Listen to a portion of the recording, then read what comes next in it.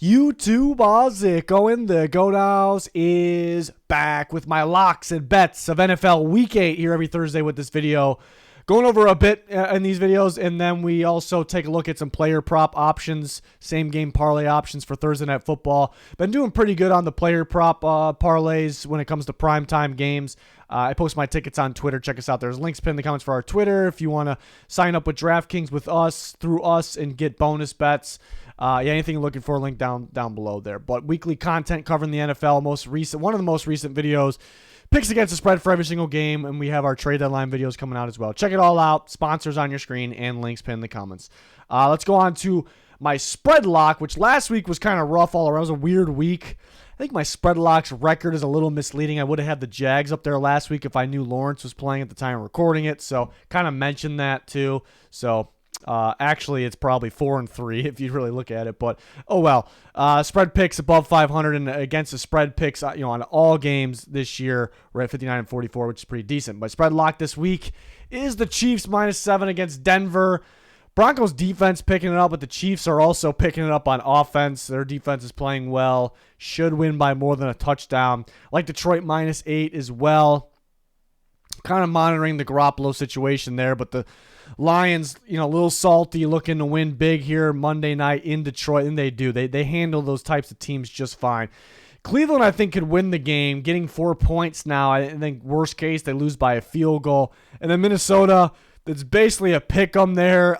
They should win. They're the better team, especially right now. And the Packers are definitely a little beat up. I think the Vikings blitz and the Sky's coverages, I think that will give Jordan Love some issues there, and that will win the Vikings the game. So those are my favorite spread picks.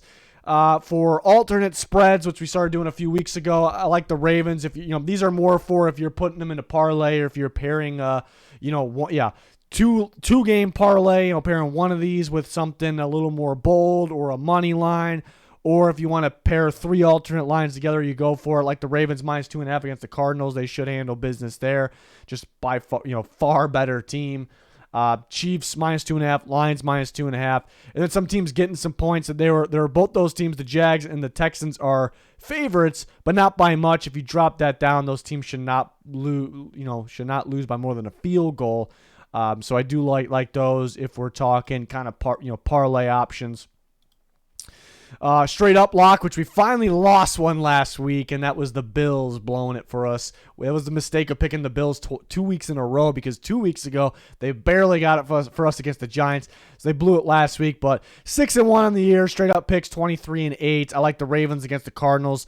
Lions, Chiefs, pretty interchangeable there. Lions are favored by 8, Chiefs by 7. I like the Lions. Straight up lock number 2, Chiefs number 3. The Dolphins have had some injuries during practice, so I'm not really a fan of them against the spread anymore. -9, but they should win that game. They take care of business in those types of teams. The Chargers should have a breakout game as well against the Bears home on Sunday Night Football. So a lot of games that feel like locks. Last week was very strange, though, but I feel better about this week kind of getting back to normal here. Upsets and money line, picks, which we've been doing very well. This is our best thing, and it's like forcing to pick underdogs. So the locks have been 5-1 on the year. It's getting tougher. I'm going to go with the Titans. I think the Titans win this game. They seem to be a really good football team at home. They're 2-0 at home. They're home in this game against the Falcons. I think it's a pretty even matchup in terms of how they play. They both want to win with the run. They both want to win with defense.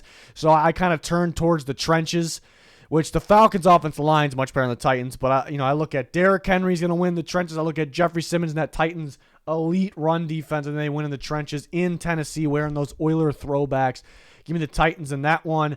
I have the Browns winning. A lot of people don't. I think the Browns defense wins that game. I think people maybe are thinking that, but then they're going, they gave up a ton of points to the Colts last week, so what Browns defense are we going to get? The Colts are a tough game plan. They're a little tricky. It's different than your traditional, the teams you play every week. A lot of misdirection, a lot of RPO. Seahawks are pretty basic. They have a lot of talent, but they're pretty basic. I think Jim Schwartz's defense will do a good job. It's just really on P.J. Walker, but I like the Browns money line. And the Colts, money line, or they're +1 now, so they're underdogs. So you might as well just pick them, money line there. But They were favorites, now they're underdogs. So those are 3 underdogs that I picked, and I threw in best favorite team, teams that are favored money line. So, obviously you don't want to put money on like the Chiefs or the Lions money line when it's just, not the best odds. So I look at teams that are favored to win, but maybe you want to throw it in a parlay, like a 2-game parlay, like the Cowboys. I thought about the Cowboys -6.5, maybe an alternate line -2.5. At that point, I just throw them in a parlay money line. I like them kind of breaking out a little more this week. We know they're a good team already, but breaking out even further. I love the matchup at home against the Rams. I do like them 6.5, but it's a little tricky because they could win by 4, 6. Texans are barely favored. The Vikings are barely favored. The Jags are barely favored. So those teams, some view those teams as trap games. Yes, I've heard people say the Texans, Jags, I can see it, but I like those teams to win, and you get pretty decent odds for them being the favorites, the favored teams in those games. So I thought I would throw those in there. We'll use some of those in my best bets. Over-under has not been good this year. We say it every week. My locks are 2 and 5. It's just been weird with the totals. Like, last week I had the over on the Dolphins Eagles, and the Dolphins were leaving points out there, not executing, and so it barely was under. Just weird games like that. But the Jets and the Giants, I know it's a low total, 36.5, but I have a 16-13 final, and that was the highest I was going. Like, I guess defensively these teams could score, but both teams are probably going to run the ball. I can see both quarterbacks running a bit, which does what? It runs the clock, less incompletions, because these teams are going to keep it safe because they know the defenses they're playing. They're going to play small ball. And the defenses are incredible. The Giants recently really picked it up. The Jets defense is already one of the best in football, so I like this to be under, but we haven't been great on our over-under picks. I think weird things have been happening at the end of games to kind of either just push it over or stay under, so I think it definitely should get a little easier. I always end up making money around like maybe next week, the week after, where it starts really getting cold and teams aren't used to it, and the unders seem to hit. Not on every game, but on a decent amount of games. So that's the time where we should start to pick it up. But I wouldn't, recommend putting money on my over-under picks, based on how things are going. But overall, we've done pretty well. So ranking my best bets that I've talked about, and then you kind of can make a parlay out of them. I like the Ravens alternate line, the Chiefs alternate line, then put the Cowboys money line in there. I think that's a pretty good trio of teams there. I do like the Lions -2.5 alternate line as well, but they don't play till Monday night. I will have a good player prop on Twitter for Monday night like we always do. Same game parlay. I do like the Chiefs just, at their normal line -7 as well a lot. The Jags alternate line I like, so if you want to mix and match things, that you like. Houston money line, Minnesota money line, Cleveland +4, and Tennessee money line is like the biggest odds thing on here. So, maybe no parlay with that, or if you want to put that with like Cowboys money line, something like that. That's something that I just ranked because I do like that by itself. It is a little risky though because they probably have a rookie quarterback, Will Levis, against a good defense, so it's a little risky. But I do like the Titans, and my underdog picks have been going pretty well. And these have been pretty accurate. The list that I come up with. I don't like to bet on these things this second unless it's Thursday night, which we'll talk about. So I'd follow us on Twitter and just see what I come up with. Things change a little bit. I kind of let things, calm down. Sometimes people go, well, the line went, this prop went up or this line went up. I should have bet it earlier. Then I wasn't meant to be. That's kind of how I look at things. Like maybe I dodged a bullet then or something like that. So, but we'll have 2 slides of this. I got another slide for Thursday night. There's a lot that I like here, a lot that I feel really good about, but some options for you to choose between for maybe a parlay. And I have parlay options coming up on the next slide, but our most recent same game parlay hit, it was the Niners Vikings. It was an Ayuk parlay, prop parlay there.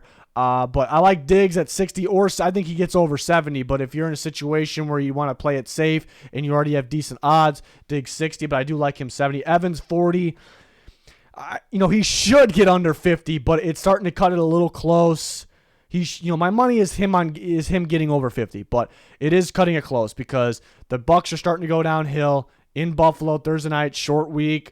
Baker's beat up. He's starting to come back down to earth a little bit, and that does affect Evans, but he should have a solid day. I love him over 40 though. Josh Allen 225 plus passing, which we know he should hit. Was under it 2 times I believe this year. Kincaid has been getting more and more. A good matchup against the Bucs. Also, Dawson Knox out, so that helps Kincaid. 25+ receiving. That could only take a couple catches. Josh Allen, I like the over 1.5 passing touchdowns. Kincaid over 3.5 receptions. Could cut it close. Could be 4. Could be 5. If you want to throw something in there like a Bills win, money line pick. Best single props, if you had to pick one, one or two. Diggs receiving yards, which is in the 80s. It's back and forth. Evans receiving yards, which is in the 50s. Kincaid receptions, which we talked about, 3.5. Allen passing touchdowns, which we talked about, it is 1.5. So pick out your favorite ones, pair them together. But I gave you some options here. I like using those boosts on Thursday Night Football, those 50% boosts. So and then go with kind of maybe a safer option. So these are more for if you're using that boost. But Diggs 70+ receiving with Evans 40+. I mean, you could go the 70 into 50 for the better odds. You could go Diggs 60 to drop it down and Evans 50, bump that up. That's a possibility as well. But 70-40 with Diggs and Evans looks really good. The same, as you can tell, Diggs is my favorite guy for tonight, as he probably should be everybody's. But Diggs 70+ and Kincaid 25+. Just debating with myself, is the Evans 40+ easier? Is the Kincaid 25+ easier? It's pretty close. A couple of 3-leg options. You see the Diggs and Evans again, but instead of Diggs 70, Evans 40, or in Evans 40, it's Diggs 60, Evans 40 because it's a 3-leg, and then you throw the Kincaid 25+. But if you want to go Diggs 70, and then Evans and Kincaid where they're at, or even Diggs 70, Evans 50, you win more money, obviously, if you feel comfortable. Those should hit, but you start to get a little riskier. And another option, Diggs with Kincaid and Josh Allen. So another options there. If you want to make like a really big one, a 4-leg, you can combine all 4 that I was talking about. It's just, I kind of leave it up to you, but these are my favorite options. And the primetime ones we've been doing pretty well on. I think having the 50% odds boost definitely helps. Go with something a little easier, but I like a lot of these a lot, so we could have multiple bets, like a Diggs and an Evans, and then maybe one with Josh Allen passing touchdowns, Kincaid, yardage. We'll figure it out here on Twitter. So useful links pinned in the comments if you want to sign up through us on DraftKings, and then you get bonus bets. It matches deposit. I get a bonus bet as well. So check it out. But links pinned in the comments for anything you're looking for. If you're just interested in all types of NFL content, we got you. We got you with weekly picks, score predictions, power rankings, trade deadline videos, bunch up, more to come. So excited about that. Follow us on Twitter for the latest news as well. That is going to do it for this one. It wraps it up. Let me know your guys' thoughts in the comments. Always talking with you guys on Twitter as well. If you want college football bets, Twitter subscribers get that. So, it's going to do it. Thanks for watching. Goodbye.